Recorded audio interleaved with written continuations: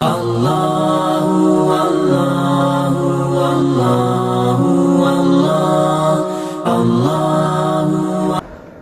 قسم کی تعریف، حمد و ثنا، بڑائی اور کبریائی، عظمت و جلالت اس اللہ وحدہ لا شریک کے لیے لائق و زیبا ہے، جو اکیلا پوری کائنات کا خالق و مالک اور ہم سب کا رب ہے۔ اور پھر بے شمار درود و سلام ہو ہم سب کے آخری نبی محمد مصطفیٰ احمد مجتبیٰ صلی اللہ علیہ وآلہ وسلم پر۔ آپ کے امتی ہونے کا ہمیں شرف حاصل ہوا اور آپ کی سیدھی سچی صحیح تعلیمات کے ذریعے ہم نے صحیح اور غلط کے درمیان فرق کو جانا اور پہچانا۔ محترم حاضرین جمعہ، گزشتہ 2 جمعہ کے خطبے میں قرآن پاک کے حقوق سے متعلق باتیں ہم نے اور آپ نے سنی تھی۔ اس جمعہ پھر جیسا کہ ہم نے پچھلی بار بتایا تھا کچھ اہم باتیں رہ گئی ہیں، وہ ہم لوگ سنیں گے، لیکن ہم نے موقع اور حالات کی مناسبت سے آج کا موضوع تبدیل کر دیا۔ 8 مارچ پوری دنیا کے اندر وومن ڈے کے نام سے جانا اور پہچانا جاتا ہے، سمجھا جاتا ہے۔ عورتوں کے حقوق کے تعلق سے آوازیں اٹھتی ہیں، تو یہ مناسب تھا کہ آج جبکہ 5 مارچ ہے، بالکل متصل ہے، تو ہم یہ سمجھیں کہ اسلام نے جو عورتوں کو حقوق دیے ہیں وہ کس قدر عظیم ترین ہیں، اور اس کے بالمقابل دنیا والے جو عورتوں کے حقوق کے بارے میں گفتگو کرتے ہیں وہ کس قدر ان کے لیے مزید نقصانات کے ساتھ لوگوں کے سامنے چیزیں آتی ہیں۔ اچھا، اس کے ساتھ ساتھ اس طور پر بھی یہ موضوع انتہائی اہم ہے۔ ہم دیکھتے چلے آئے ہیں کہ جو دشمنان اسلام ہوتے ہیں، اسلام پر ہمیشہ کوئی نہ کوئی کیچڑ اچھالنے کی بھرپور کوشش کرتے ہیں۔ 2 ایسے موضوع ہیں کہ جس کو لے کر کے ہمیشہ یہ متحرک اور ایکٹیو رہتے ہیں۔ ایک یہ ہے کہ اسلام دہشت گرد ہے، دہشت گردی کی تعلیم دیتا ہے۔ جو لوگ نیوز پیپر پڑھے ہوں گے یا کچھ میڈیا پہ دیکھتے ہوں گے، ابھی چند روز پہلے دہلی کے کسی فیس کلب کے اندر، دہلی جیسی مرکزی جگہ میں چند ایام پہلے ہی ایسے زہر اگلے گئے ہیں۔ بس اللہ کی حفاظت اور اس کے امن و امان کے لیے ہم سب اللہ رب العالمین سے دعائیں کریں گے کہ اللہ تعالیٰ ہم کو، ہمارے ملک کو اور پوری دنیا کے اندر تمام انسانوں کو ہر قسم کے شر و فساد سے اللہ تعالیٰ حفاظت فرمائے، آمین۔ تو اسلام کے اوپر جو چند اعتراضات ہوتے ہیں ان میں سے بنیادی طور پر، نمایاں طور پر 2 چیزوں کے بارے میں اکثر بولا جاتا ہے۔ اسلام دہشت گردی کا مذہب ہے، نمبر 2، اسلام میں عورتوں کے اوپر بڑی ظلم و زیادتیاں کی گئی ہیں، عورتوں کو آزادی کا موقع نہیں دیا جاتا، اسلام عورتوں کے تعلق سے مساوات کی گفتگو نہیں کرتا۔ مساوات پر ایک چھوٹا سا، مساوات کے مطلب برابری، ایک جیسا، تو اسلام نے مردوں کے لیے الگ، عورتوں کے لیے الگ کر کے مردوں کو خوب بڑھایا ہے، عورتوں کو بالکل نیچا کر کے دکھایا ہے۔ اس طریقے پر دشمنان اسلام پیش کرتے ہیں۔ علامہ البانی رحمہ اللہ سے ایک چھوٹا سا مناظرے کا جو ہے کسی مستشرق کے ساتھ یہ طے پایا کہ آؤ ہم مناظرہ کرتے ہیں، تو علامہ نے قبول کر لیا کہ یقیناً یہ بجا اور مناسب ہے کہ عورت کو جو حق دیا گیا ہے وہ ان کی ذات کے اعتبار سے صحیح تھا، اور مرد کو جو حق دیا گیا وہ ان کی ذات کے حساب سے صحیح تھا، اور اس کا مطالبہ یہ تھا نہیں، برابری ہونی چاہیے، مساوات ہونا چاہیے تمام تر چیزوں میں۔ تو اس پر علامہ البانی نے ابھی ابتدا ہوئی تھی اور وہیں سے مکمل مناظرہ ختم ہو گیا۔ انہوں نے کہا انتے کا لفظ اردو میں، عربی میں فیمیل کے لیے استعمال ہوتا ہے، اور انتا کا لفظ میل کے لیے استعمال ہوتا ہے۔ وہ بالکل آگ ببولا ہو گیا کہ آپ نے مجھے کیسے ایک لڑکی کا اور ایک فیمیل کا جو ہے ورڈ یوز کر دیا، انتے کہہ دیا۔ کہا بھئی مساوات کی بات کر رہے ہو، چاہے فیمیل کا یوز کروں کہ میل کا یوز کروں، کیا دقت ہے تمہارے لیے؟ تم ہی کہتے ہو مساوات ہے ہر چیز میں، میل کا ہو فیمیل کا ہو، تمہارے لیے کیا دقت ہے؟ وہیں سے اس نے کہا کہ نہیں، بس ہو گیا، مناظرہ ہو گیا۔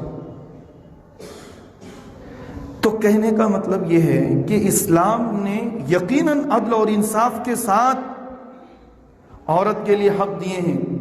ہم جب یہ نظر ڈالتے ہیں کہ دنیاوی اعتبار سے جو لوگوں نے حقوق متعین کیے یا عورتوں کی ذات کو لے کر کے کیا کچھ دنیا والوں نے پیش کیا ہے، جب ہم اس کو سامنے کرتے ہیں، رکھتے ہیں، تو کلیجہ منہ کو آ جاتا ہے۔ روم اور فارس، یونان، یہ بڑے تہذیب یافتہ ممالک اپنے آپ کو کہتے تھے۔ یہ سارے کے سارے لوگ، ان ساروں کی جب آپ ہسٹری اٹھائیں گے تو خواتین کے بارے میں جو کچھ بھی ان کا نظریہ ہے انتہائی گندا اور انتہائی خطرناک نظریہ ہے۔ کبھی ان لوگوں نے عورت کو کہا کہ یہ شیطان بشکل انسان ہے، کہ اصل میں یہ شیطان ہے لیکن انسان بن کر کے آ گئی۔ کسی نے کہا کہ عورت پورے گھر والوں کے لیے صرف ایک جائیداد اور پراپرٹی کے طور پر ہے کہ وہ سارے کے سارے لوگ اس سے فائدہ اٹھائیں۔ تو کسی نے کہا کہ یہ نسل انسانی کو بڑھانے کا ایک ذریعہ ہے، اس سے زیادہ کچھ نہیں ہے۔ ہر ایک نے اپنے اپنے حساب سے کہا۔ اور ہمارے ملک ہندوستان کے اندر بعض مذہب نے یوں کہہ دیا کہ عورت وہ منحوس ترین ذات ہے کہ جب شوہر اس کا وفات پا جائے اس کی زندگی میں تو صرف اس کی منحوسیت کی وجہ سے ایسا ہوا ہے، اب اس کو زندہ رہنے کا حق حاصل نہیں ہے کہ اس کی زندگی کے اندر شوہر وفات پا گیا، لہٰذا وہ عورت جس کا شوہر وفات پا جائے اس کو اس کے مرد کے ساتھ جلا دیا جائے۔ ستی تہذیب کا ایک حصہ مانا گیا، کیے جاتے ہیں، زندہ عورتوں کو جلا دیا جاتا ہے۔ دور جاہلیت میں عورتوں کو، بچیوں کو زندہ درگور کر دیا جاتا تھا۔ قرآن نے کہا وَإِذَا الْمَوْءُودَةُ سُئِلَتْ، بروز آخرت ایک ایک بچی کو اٹھا کر کے سوال کیا جائے گا، کون سا گناہ تم نے کیا تھا، کس بنیاد پر تم کو دفن کر دیا گیا تھا زندہ۔ بچیوں سے سوال ہوگا۔ یہ اللہ رب العالمین نے ان لوگوں کے لیے کہ جو لوگ ایسا کرتے ہیں اس کے لیے ایک عار کی بات کہی ہے کہ وہ معصوم سی بچی ہے، بات کرنے کا سلیقہ بھی اسے نہیں ہے صحیح طریقے سے، اور تم اس کو زندہ درگور کر رہے ہو، زندہ دفن کر رہے ہو۔ اور عربوں کی تو ایسی بری کنڈیشن تھی بچی اور فیمیل کو لے کر کے، قرآن نے یوں کہا سورہ نحل آیت نمبر 58-59 فرمایا وَإِذَا بُشِّرَ أَحَدُهُمْ بِالْأُنثَىٰ ظَلَّ وَجْهُهُ مُسْوَدًّا وَهُوَ كَظِيمٌ يَتَوَارَىٰ مِنَ الْقَوْمِ مِن سُوءِ مَا بُشِّرَ بِهِ، جب بچیوں کے تعلق سے خوشخبری دی جاتی تھی کسی شخص کو کہ تمہیں بچی پیدا ہوئی ہے تو اس کے چہرے پر سیاہی آ جاتی تھی، اس کا چہرہ کالا پڑ جاتا تھا غم کی وجہ سے۔ اب وہ یوں سوچتا تھا، اپنی قوم سے منہ چھپائے پھرتا تھا کہ میں کہوں گا کیا کہ مجھے بچی پیدا ہوئی ہے۔ اب وہ یہ سوچتا تھا اَيُمْسِكُهُ عَلَىٰ هُنٍ أَمْ يَدُسُّهُ فِي التُّرَابِ، ذلت و رسوائی کے ساتھ میں اسے باقی رکھوں یا زمین میں دفن کر دوں۔ وہ یوں سوچتا تھا اور کرتے تھے ایسا۔ وہ ایک مشہور واقعہ ہے، صحابی رسول اللہ کے نبی صلی اللہ علیہ وسلم سے جب ذکر کرتے ہیں یا رسول اللہ دور جاہلیت میں نے اپنی بچی کو اس طریقے پر اور اس طریقے پر دفن کیا ہے اور اس نے ایسا اور ایسا کہا تھا، آپ صلی اللہ علیہ وسلم رونے لگے، آپ کے آنکھ آنسوؤں سے تر ہو گئی۔ جی، اسلام نے عورتوں کو وہ مقام عطا کیا ہے کہ دنیا کے اندر کوئی اس کی مثال نہیں پیش کی جا سکتی ہے اور قیامت تک کوئی اس کی مثال پیش نہیں کر سکتا۔ آج آزادی نسواں کا نام لے کر کے کہ عورتوں کو آزادی دو، پردے سے آزاد کرو، ان کو ہر طرح سے سہولت اور آسانی فراہم کی جائے، مردوں کے تمام تر حقوق انہیں بھی دیے جائیں، اس چیز نے آج ایک عورت کو کہاں لا کر کے کھڑا کر دیا ہے۔ آزادی نسواں اور حقوق نسواں کی بات کرنے والے لوگوں نے عورت ذات کو ایک ماں تو بنا دیا، لیکن اس کا جو مقدس ترین رشتہ تھا اس کے بہن اور بھائی کا، وہ ختم کر دیا۔ ایک بچی ماں بن جاتی ہے لیکن اس کے بہن بھائی کے رشتے ختم ہو چکے، اور اس آزادی کے نام پر کیسی کیسی گندگیاں اور برائیاں عام ہوئیں۔ کیا صرف برائیاں عورتوں کی ذات تک محدود رہ گئیں؟ وہ ان برائیوں نے جو عورتوں کی آزادی کے نام پر انہیں حق دیا گیا، ان برائیوں نے صرف عورتوں تک محدود نہیں رکھا، اب تو میل اور فیمیل کی تمیز بھی ختم کر دی گئی۔ آزادی کے نام پر، حقوق نسواں کے نام پر آج تباہی اور بربادی بالکل عام کر دی گئی۔ مقدس اور پاکیزہ رشتے کی انتہا اور اس کا خاتمہ کر دیا گیا۔ بڑی حقوق نسواں کی گفتگو کرتے ہیں لوگ اور اولڈ ایج ہاؤس قائم کر دیتے ہیں۔ ایک ماں، ایک بوڑھی عورت، ایک عورت جب بوڑھی ہو جائے تو اب بچہ اس کو اپنے گھر میں رکھنے سے قاصر رہے، اس کے لیے اولڈ ایج ہاؤس قائم کر دیا گیا۔ اسلام کے اوپر کیچڑ اچھالتے ہیں، اسلامی تعلیمات کو گدلا کرنے کی کوشش کرتے ہیں۔ اسلام کو سمجھے کہاں ہیں اور اسلام کو سمجھے کہاں ہیں؟ اس کے ساتھ ساتھ یہ بھی ایڈ کر لیجئے، اسلام کو ہم نے سمجھایا کہاں ہے؟ اسلام صرف تعلیم کی بنیاد پر عام نہیں ہوا ہے، اس سے پہلے بھی ہم نے اس کے بارے میں بتایا تھا۔ اسلام مسلمانوں کے کردار سے بھی عام ہوا ہے۔ اسلامی تعلیمات اور مسلمان کا کردار، ان دونوں نے ملا کر کے اسلام کا تعارف کرایا ہے۔ افسوس کہ ہمیں اپنے کردار سے اسلام کو پیش کرنے کا اب نہ فکر رہی اس کی اور نہ سوچ ہے۔ عرض یہ کر رہا تھا کہ اسلام نے عورتوں کو کیا حقوق دیے ہیں، وہ چیزیں ہمیں سمجھنی ہیں۔ اسلام نے عورت ذات کو 4 حصے میں تقسیم کیا ہے۔ ایک عورت اپنی پوری زندگی 4 مرحلے سے گزارتی ہے۔ نمبر 1 وہ بیٹی کی حیثیت سے ہوتی ہے، نمبر 2 وہ بہن کی حیثیت سے ہوتی ہے، نمبر 3 وہ بیوی کی حیثیت سے ہوتی ہے، اور نمبر 4 وہ ایک عورت ایک ماں کی حیثیت سے ہوتی ہے۔ یہ مختلف 4 مراحل کے اندر اسلام نے عورتوں کو الگ الگ مقام و مرتبے سے نوازا ہے۔ تمام تر جو ان کے عمر کے حساب سے حقوق تھے وہ حقوق دیے ہیں۔ بیٹی اور بہن ایک ایسی پاکیزہ شخصیت ہیں جو ہمارے لیے جنت میں داخلے کا باعث بنتی ہیں۔ ترمذی شریف کی روایت ہے، راوی حضرت ابو سعید خدری رضی اللہ تعالیٰ عنہ، رسول اکرم صلی اللہ علیہ وسلم نے فرمایا، من کانت لہ 3 بنات او 3 اخوات او ابنتان او اختان فاحسن صحبتهن واتقى الله فيهن دخل اللہ الجنہ۔ اللہ کے نبی صلی اللہ علیہ وآلہ وسلم نے فرمایا کہ جو شخص کہ جس کے پاس 3 بیٹیاں یا 3 بہنیں ہوں، یا 2 بیٹیاں ہوں یا 2 بہنیں ہوں، اور ان کی اچھی تربیت کرتا ہے، ان کے ساتھ اچھا معاملہ رکھتا ہے، بدتمیزی نہیں کرتا کہ یہ لڑکی ہے اس کے ساتھ جیسا تیسا معاملہ کرے، اس کی اچھی تربیت کرتا ہے، اس کی فکر رکھتا ہے، اس کی تعلیم کی فکر رکھتا ہے، جس قدر اپنے بچے کے اوپر خرچ کرتا ہے اسی طریقے سے اپنی بچی کی بھی اور اپنے بہن کی بھی تربیت کرتا ہے، اور اللہ سے ڈرتا رہتا ہے ان کے معاملے میں، تو اللہ تعالیٰ ان لوگوں کو، جو لوگ ایسا کرتے ہیں، ان کی تربیت کی بنیاد پر جنت کے اندر داخل کر دیتا ہے۔ ذرا بتاؤ کہ بیٹیاں اور بہنیں، ان کی اچھی تربیت اور ان کے معاملے میں اللہ کا ڈر اور خوف رکھنا جنت میں داخلے کا سبب بنا کہ نہیں؟ اور اللہ نے کیا فرمایا؟ لِلذَّكَرِ مِثْلُ حَظِّ الْأُنثَيَيْنِ۔ آپ کے پاس 2 بیٹے ہیں، آپ کے پاس ایک بیٹا اور ایک بیٹی ہے۔ ایک بیٹے کا جو کچھ حصہ آپ کی وراثت میں ہو رہا ہے، اس کا آدھا حصہ آپ کی بیٹی کا بھی ہے۔ وہ آپ کے ساتھ روزانہ جاب کرنے کے لیے جائے، آپ کے بزنس میں ہاتھ بٹائے، آپ کا سب کچھ ساتھ دے جیسے بچہ کر رہا ہے، نہیں، اس کے مکلف نہیں کیا گیا۔ آج ہم نے یہ آپ نے کیا بنا رکھا ہے؟ بیٹا تو کاروبار سنبھال رہا تھا اس لیے اس کو وراثت دے دیا، اسی کا کل ہو گیا۔ بیٹی تو پرائے کے گھر جائے گی، اس کو کیا دینا؟ اللہ تعالیٰ خوب جانتا ہے کہ بیٹی دوسرے کے گھر جائے گی، لیکن اللہ تعالیٰ نے اس بیٹی کے لیے قرآن کریم کے ذریعے سے یہ حصہ متعین کیا ہے۔ اور ہم کبھی کبھی ایک اور بہانہ کر لیتے ہیں بیٹیوں کی وراثت کے تعلق سے، بہنوں کی بھی وراثت کے تعلق سے، ہم نے جہیز تو دے دیا اس کو، تو آپ نے بیٹے کا ولیمہ نہیں کیا ہے کیا؟ آپ نے بہو کے لیے زیورات نہیں بنائے کیا؟ آپ نے اپنے گھر میں بیٹے کے لیے ساری سہولتیں اور ساری آسانیاں فراہم نہیں کی ہیں؟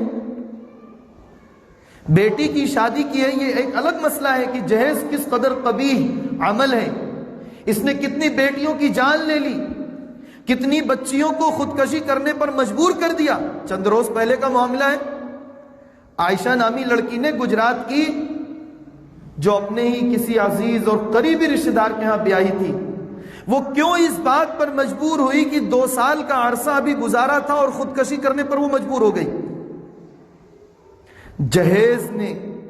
جہیز کے لین دین نے آج اس بچی کو اپنی جان اور اپنی خودکشی کرنے پر مجبور کر دیا۔ لیکن اس کے ساتھ ساتھ میں ایک بات یہ بھی ایڈ کرتا چلوں کہ اس بچی کے ماں باپ کی ایک بہت بڑی ذمہ داری تھی کہ اور بھی دین کی تعلیم دے دیتے، دین کی تعلیم دے دیتے، بتا دیتے کہ حرام کیا چیز ہے، حلال کیا چیز ہے، خودکشی کسے کہتے ہیں، صبر کسے کہتے ہیں، معاملات کا حل کیسے ہوتا ہے۔ کچھ اس کی بھی ذمہ داری ادا کرنی تھی والدین کو۔ ایک مستقل الگ موضوع ہے، ہم اس بات کو سن رہے ہیں کہ بیٹیوں کو اور بہنوں کو اللہ رب العالمین نے کس قدر عظیم مقام و مرتبے سے نوازا ہے، ان کے لیے حصہ متعین کیا، کچھ مخصوص کنڈیشن ہے تو بھائی کے ساتھ بھی وہ پراپرٹی اور جائیداد میں حقدار ہیں، اور ماں باپ ان کی مکمل ذمہ داری ادا کریں۔ عورت پورے طور پر آزاد ہے اس بات سے کہ وہ اپنا خرچ اٹھائے۔ بہن کے لیے بھائی کی ذمہ داری ہے، بیٹی کے لیے ماں باپ کی ذمہ داری ہے کہ ان کا مکمل خرچ اٹھائیں، تعلیم سے لے کر کے ان کے کھانے پینے اور ان کی رہائش کے تمام تر مسائل، شادی تک۔ اور شادی کر دی تو اب یہ ذمہ داری شوہر کی ادا ہو گئی، شوہر کے اوپر آ گئی۔ یہ عورت کا تیسرا کردار ہوتا ہے، اس کی زندگی کا تیسرا مرحلہ ہوتا ہے، بیٹی کے بعد بیٹی اور بہن، اور تیسرا مرحلہ ہوتا ہے کہ ایک عورت کسی کی بیوی بنتی ہے۔ تو اب یہ ساری چیزیں ذمہ داری اب شوہر کے اوپر ہو گئی، وہ اس کے نان و نفقے کا مکمل ذمہ دار ہے، وہ کھلائے گا پلائے گا، وہ اس کے تمام اخراجات برداشت کرے گا اور اس ذمہ داری کو ادا کرے گا۔ اور بحیثیت بیوی ہونے کے پھر بیوی کو یہ بھی مزید اللہ تعالیٰ نے حق دیا کہ اس کے لیے شادی کے موقع سے ایک مخصوص اماؤنٹ، جسے ہم اور آپ مہر کہتے ہیں، وہ چیز بھی ہو سکتی ہے، مہر کی ذمہ داری دی کی شوہر کو۔ اور یہ بھی کہا نا شریعت نے کہ اپنی بچی کی بہت بڑی شادی کرنا، تمام رشتہ دار اعزاء اور اقارب کو بلانا، اور شوہر کو کہا کہ تمہارا یہ حق ہے کہ تم 200 250 300 افراد لے جا کر کے کچھ مخصوص کھانے کا آرڈر دے کر کے بنوانا، یہ بھی ذمہ داری دی ہے نا۔ یہ کیا کر رکھا ہے ہم نے؟ شوہر کو ولیمہ کرنے کی ذمہ داری دی کہ تم اپنے اعزاء اور اقارب کو بلاؤ، اور اپنی اس خوشی میں کہ تمہارا اللہ رب العالمین نے ایک جوڑا متعین کر دیا، جائز اور حلال طریقے سے تمہارے لیے یہ چیز آ چکی ہے، تو تم اپنی اس خوشی میں اپنے اعزاء اور اقارب اور اپنی بیوی کے بھی قریبی رشتہ داروں کو اور اپنی بیوی کے گھر والوں کو بلا لو۔ یہ ذمہ داری شوہر کو دی ہے، اور ہم نے اپنے طور پر یہ ایڈ کر لیا ہے اپنی بچی کو لے کر کے۔ اور پھر اس کے بعد ہم کہتے ہیں کہ بچی تو یا بیٹی پیدا ہوتے ہی ماں باپ کے لیے ایک بوجھ بن جاتی ہے، یہ رحمت کی چیز ہے، اس کی بہترین تربیت آپ کو جنت میں لے جانے کا سبب ہے، آپ کے لیے مغفرت اور رحمت کا سبب بنتی ہیں یہ بیٹیاں، یہ آپ کے لیے بوجھ نہیں بنتی۔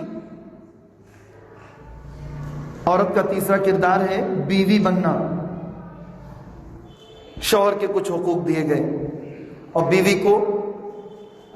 بیوی کو جو کچھ بھی نان و نفقہ ہے، جو کچھ بھی اس کے اخراجات ہیں، وہ ساری چیزیں شوہر کی ذمہ داری میں دے دی گئی، یہاں تک کہ شوہر کی وفات پانے کے بعد شوہر کی پراپرٹی اور جائیداد میں پورا حق ہے۔ وہ یوں ہے کہ اگر صاحب اولاد ہے تو 1/8 ہے، اور اگر اولاد نہیں ہے تو 1/4 ہے۔ ایک شوہر وفات پاتا ہے، اس کے پاس کل 1 کروڑ مثلاً کی پراپرٹی ہے، 1 کروڑ روپے کی، تو اس میں سے 25 لاکھ روپیہ اگر اولاد نہیں ہے تو 25 لاکھ روپیہ بیوی کا ہو جائے گا۔ یہ اسلام نے حقوق دیے۔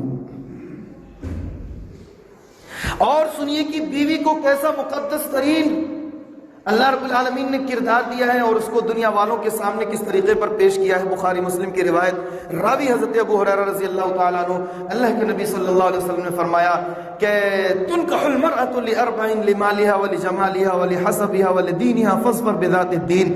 عورت 4 چیزوں کی وجہ سے شادی کی جاتی ہے۔ نمبر 1 اس کے مال کی وجہ سے، اس کی خوبصورتی کی وجہ سے، اس کے حسب و نسب اور خاندان کی وجہ سے، فلاں خاندان کے رہنے والی ہے، اور دین کی بنیاد پر اس سے رشتہ قائم کیا جاتا ہے۔ اور سن لو لوگوں، فاصبر بذات الدین، تمہارے لیے زندگی کی کامیابی ایک دیندار لڑکی کے ذریعے سے رکھ دی گئی ہے۔ کامیابی کس کے ساتھ جوڑی گئی؟ بتائیے، دنیاوی کامیابی کس کے ساتھ جوڑی گئی؟ عورت کی ذات کے ساتھ آپ کی کامیابی جوڑی گئی ہے۔ کس نے؟ نبی کائنات صلی اللہ علیہ وسلم نے۔ فاصبر بذات الدین، دین والی لڑکی کو اختیار کرو، تمہارے لیے کامیابی ہے۔ الدنیا متاع، دنیا کل کے کل سامان اور فائدہ اٹھانے کی چیز ہے۔ وخیر متاع الدنیا المرأة الصالحہ، دنیا کا سب سے بہترین سامان اور سب سے زیادہ فائدہ اٹھائی جانے والی جو چیز ہے اس دنیا کے اندر، المرأة الصالحہ۔ کون سی چیز ہے؟ اس دنیا کے اندر سب سے زیادہ خیر کی چیز، سب سے زیادہ فائدے والی چیز کون ہے؟ کیا چیز ہے؟ المرأة الصالحہ۔ رسول پاک صلی اللہ علیہ وسلم کی زبانی ہے یہ بات، یہ اعلان دربار رسالت سے ہوا ہے، جس کے حرکات و سکنات کو بھی اللہ رب العالمین قرآن سے تعبیر کرتا ہے، جس کے اخلاق و کردار کو اللہ تعالیٰ قرآن بتاتا ہے۔ المرأة الصالحہ، نیک صالح بیوی۔ میرے بھائیوں، میرے عزیزوں، لیکن اس کے ساتھ ساتھ ہماری کچھ ذمہ داریاں ہیں، اور وہ یہ ہے کہ ان خواتین کی، ان عورتوں کی بہترین تربیت کی ذمہ داری ہمیں دی گئی ہے۔ پھر اس کے بعد جا کر کے یہ ان مراحل سے گزریں گی۔ اور عورتوں کو یہ بھی حق دیا اسلام نے کہ جب بچے کی ولادت ہو جائے تو وہ اس بچے کو چاہے تو وہ دودھ پلائے اور چاہے تو وہ نہ پلائے، اور اگر وہ دودھ پلاتی ہے تو شوہر کی پوری ذمہ داری دی گئی کہ اگر وہ بیوی، وہ عورت اس دودھ پلانے کی اجرت چاہتی ہے تو آپ کو دودھ پلانے کی اجرت دینی ہے۔ وہ اپنے جسم کا خون جو ایک دودھ کی شکل میں بچے کے لیے غذا فراہم کرتی ہے اللہ کے حکم سے، تو یہ اتنا بڑا اس کا یہ کردار ہے کہ اللہ تعالیٰ نے شوہر بیوی کے رشتے اور ماں بیٹے کے رشتے ہونے کے ساتھ ساتھ شوہر کے اوپر یہ ذمہ داری دے دی، اگر وہ تم سے کہتی ہیں تو تم اس کو مکمل طور پر اس کا خرچ ادا کرو۔ ہمیں قدر کرنی چاہیے، ہمیں عزت دینی چاہیے، بطور خاص ان ایام کے اندر جن ایام میں ہمارے گھر کی خواتین اپنے بچوں کو دودھ پلاتی ہیں، اپنے جسم کی طاقت و قوت کی جتنی چیزیں اور شکلیں ہوتی ہیں وہ سب دودھ کی شکل میں بچوں کے لیے غذا فراہم کرتی ہیں۔ یہ سب اللہ کے حکم اور اجازت سے ہے۔ عورت کا چوتھا کردار ہے ماں۔ عورت اپنے چوتھے پڑاؤ میں پہنچتی ہے، وہ ماں کہلاتی ہے۔ کتنا اونچا مقام دیا عورت کو اللہ نے۔ جنت ان کے قدموں کے نیچے کر دی گئی۔ فَإِنَّ الْجَنَّةَ تَحْتَ قَدَمَيْهَا، جنت کی تلاش ہے، ماں کے قدموں کے نیچے ہے۔ عورت اور مرد کے درمیان تم مساوات کی بات کرتے ہو کہ عورت کے اوپر ظلم و زیادتیاں کی گئی اور عورت کو مرد سے نیچا دکھایا گیا اسلام نے۔ من احق الناس یا رسول اللہ، سب سے زیادہ لوگوں میں بہترین صحبت اور حسن سلوک کا حقدار کون ہے؟ دربار رسالت سے یہ اعلان ہوتا ہے کہ تمہاری ماں۔ یا رسول اللہ پھر آپ بتا دیجئے ماں کے بعد پھر میں کس کو سب سے زیادہ اپنے حسن سلوک سے محظوظ کروں اور اس کے ساتھ حسن سلوک کروں؟ پھر رسول پاک نے جملہ کہا ہے کہ ماں، اور تیسری بار سوال کیا گیا تو یہی جواب ہے کہ تمہاری ماں۔ چوتھی مرتبہ میں شوہر کے لیے ہے، چوتھی مرتبہ میں والد کے لیے ہے۔ اسلام میں عدل و مساوات کے ساتھ کام نہیں کیا گیا، عورت کے ساتھ حسن سلوک اور بہترین رویہ مرد سے 3 گنا زیادہ دیا گیا ہے۔ اور یہی رسول محترم صلی اللہ علیہ وآلہ وسلم جو رحمت للعالمین ہے، اپنوں کے لیے بھی، غیروں کے لیے بھی، انسانوں کے لیے بھی، جانوروں کے لیے بھی، یہاں تک کہ پوری کائنات کے لیے رحمت للعالمین جس کو لقب دیا گیا، جب اس کے آخری کلمات نکلتے ہیں تو وہ چند جو دو چار کلمات نکلتے ہیں اس میں سے ایک یہ بھی کہتے ہیں آپ صلی اللہ علیہ وسلم کہ عورتوں کا خیال کرنا، عورتوں کا خیال کرنا، اپنے گھر کی خواتین کا خیال کرنا۔ آخری وقت میں امت کو جس چیز کی وصیت کی جا رہی ہے یہ آپ گینے ہیں، یہ بڑی نازک چیز ہے، اس کا خیال کرنا، ان کا احترام کرنا، ان کی عزت کرنا۔ اور اسلام نے اسی عورت ذات کے ساتھ گفتگو کا جو طریقہ اور انداز بتایا ہے، قربان جائیے دنیا کی کوئی بھی تعلیم، دنیا کی کوئی بھی تہذیب یافتہ قوم اور دنیا کا کتنا ہی زیادہ بڑا فلاسفر یہ بات نہیں پیش کر سکتا جو قرآن نے عورتوں کے ساتھ گفتگو کا انداز دیا ہے۔ عورت جب اپنے ماں کے کردار میں پہنچتی ہے تو قرآن کہتا ہے وَقَضَىٰ رَبُّكَ أَلَّا تَعْبُدُوا إِلَّا إِيَّاهُ وَبِالْوَالِدَيْنِ إِحْسَانًا إِمَّا يَبْلُغَنَّ عِندَكَ الْكِبَرَ أَحَدُهُمَا أَوْ كِلَاهُمَا فَلَا تَقُل لَّهُمَا أُفٍّ وَلَا تَنْهَرْهُمَا، اف تک نہ کہو ان سے، ان کی باتوں سے تم اپنی آواز کو ٹکراؤ نہیں، وَلَا تَنْهَرْهُمَا، نہیں جھڑکو۔ امی آپ نے ایک بار کہہ دیا، بات مان لیا، وہی بات بار بار آپ کہے جا رہی، نہیں۔ وَقُلْ لَهُمَا قَوْلًا كَرِيمًا، اس خاتون اور اس ماں کے کردار کی عورت سے جب گفتگو کرو تو یوں کہو، جی آپ فرمائیں وَقُلْ لَهُمَا قَوْلًا كَرِيمًا، انتہائی نرم لہجہ ہو۔ وَاخْفِضْ لَهُمَا جَنَاحَ الذُّلِّ مِنَ الرَّحْمَةِ، ہاں ان کے لیے اپنے بازو بچھا دو، اس قدر تم ان کے لیے نرم ہو جاؤ۔ وَقُلْ رَبِّ ارْحَمْهُمَا كَمَا رَبَّيَانِي صَغِيرًا، اور یہ دعائیں کرتے رہو ان کے لیے، اے اللہ میرے ان والدین کے اوپر رحم و کرم فرما جیسا کہ انہوں نے بچپن میں میرے لیے تربیت کی تھی۔ میں جب بچہ تھا، جب میں اپنے سے کھا پی نہیں سکتا تھا، مجھے کیسے کیسے انہوں نے کھلایا پلایا، جب میں بچہ تھا خود سے اپنی ناپاکی دور نہیں کر سکتا تھا، میری تمام تر گندگیاں اور غلاظتیں انہوں نے اپنے ہاتھوں سے صاف کی ہیں۔ اے اللہ جس طریقے پر میری انہوں نے تربیت کی ہے اور بہترین انداز سے، نرم و نازک انداز سے جو انہوں نے میرے لیے رحم و کرم کا معاملہ کیا، اے اللہ تو اسی طریقے پر میرے والدین کے اوپر رحمت نازل فرما اور ان کے ساتھ رحم فرما۔ وَقُلْ رَبِّ ارْحَمْهُمَا كَمَا رَبَّيَانِي صَغِيرًا۔ آج انہی والدین کے لیے اولڈ ایج ہاؤس قائم کیا جاتا ہے کہ تم جب ماں یا باپ بوڑھے ہو جائیں، تمہارے لیے ایک بوجھ بن جائیں، تو ان کی فیس پے کر کے تم انہیں بزرگوں کے لیے ایک مکان تعمیر کر دیا جائے، وہاں قائم کر دو۔ یہ یوروپین کلچر نے یہ کانسیپٹ دیا ہے اولڈ ایج ہاؤس کا، اور اسلام کیا کہتا ہے؟ قَضَىٰ رَبُّكَ أَلَّا تَعْبُدُوا إِلَّا إِيَّاهُ وَبِالْوَالِدَيْنِ إِحْسَانًا۔ آپ کے رشتہ دار ہوں، اعزاء ہوں، اقارب ہوں، پڑوس ہوں، بے شمار قسم کے لوگوں میں آپ کے حقوق دیے گئے، اور تمام تر حقوق العباد میں سب سے پہلے جس ذات کا حق بتایا جاتا ہے وہ ایک خاتون، ایک عورت، ایک ماں ہوتی ہے۔ توحید کے بعد سب سے پہلے جو حکم اور مسئلہ دیا جاتا ہے بے شمار جگہوں پر قرآن پاک کی آیت میں، تمہارے لیے یہ حکم ہے اللہ کے علاوہ کسی اور کی عبادت نہ کرو، تمہارے لیے حکم ہے اللہ کو ایک جانو، تمہارے لیے یہ حکم ہے اللہ کی وحدانیت کا اقرار کرو۔ ان ساری چیزوں کے بیان کرنے کے بعد جو جملہ کہا جاتا ہے والدین کے ساتھ اس میں سلوک کرو۔ اور والدہ کے لیے کیا ہم نے ابھی سن لیا حدیث کے اندر کہ باپ سے 3 گنا زیادہ اجر و ثواب ہے۔ وقت بڑی تیزی سے نکل رہا ہے، کچھ اور چیزیں ہم اور آپ سنتے چلیں گے، مجموعی طور پہ ہم تھوڑا سا سنتے ہیں۔ تو یہ عورت کے لیے 4 کردار اسلام نے دیے۔ نمبر 1 بیٹی اور بہن، بیٹی بہن، اور نمبر 3 بیوی، اور نمبر 4 ماں۔ اور ان چاروں کردار میں ان عورتوں کو مکمل طور پر پراپرٹی اور جائیداد میں مکمل شریک کیا گیا ہے۔